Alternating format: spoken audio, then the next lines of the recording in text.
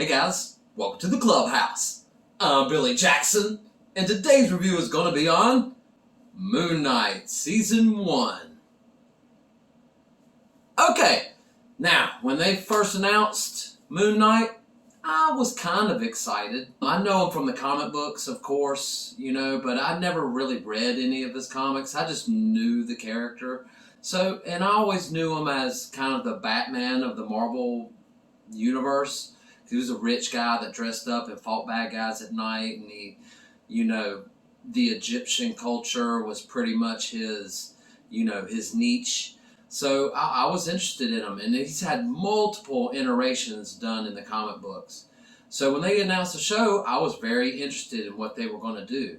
Now, did it live up to what I thought of Moonknight? It really didn't, unfortunately. The show is good, don't get me wrong, but this isn't the Moonknight that I've always known. Like I said, he's kind of a Batman kind of guy. He kind of, puts on his outfit. He doesn't summon it and it just wraps around him and stuff like that. So I never knew about any of that. I knew he did have multiple personalities, and I was cool with what they did with that.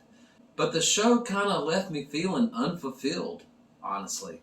I don't know where they're going with this character. I don't know where he is going. I don't know really what's going on with this guy.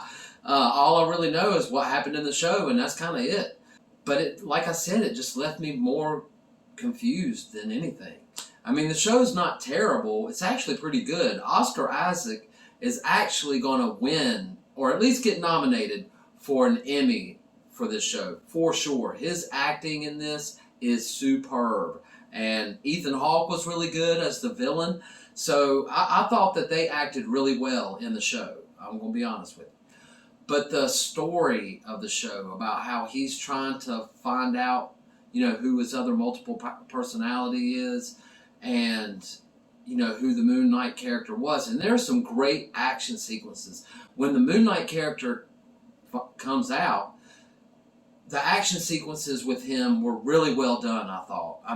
Awesome. And I was really into all those scenes. And the scenes where it kind of flashes from him, and then he kind of falls asleep, then he kind of wakes up and he's somewhere else doing something.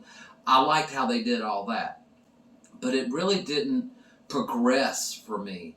We knew who Oscar Isaac's character was. We knew who Ethan Hawke's character was. We know who Kanju is.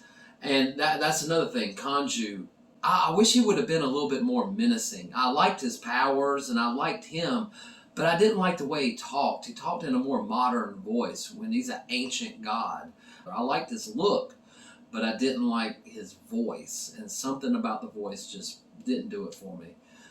But all that being said, I do think it's a good show. It's not the best show, that Marvel has released. WandaVision still tops them all. I think Loki is better than this show. But it's not terrible. So if you want something new and fresh from the Marvel Cinematic Universe, I think this show is going to be for you. But it's not something I'd ever watch again or anything like that. It didn't, pull me into it that much. Like I said, the performances were great, but the story kind of just left me unfulfilled.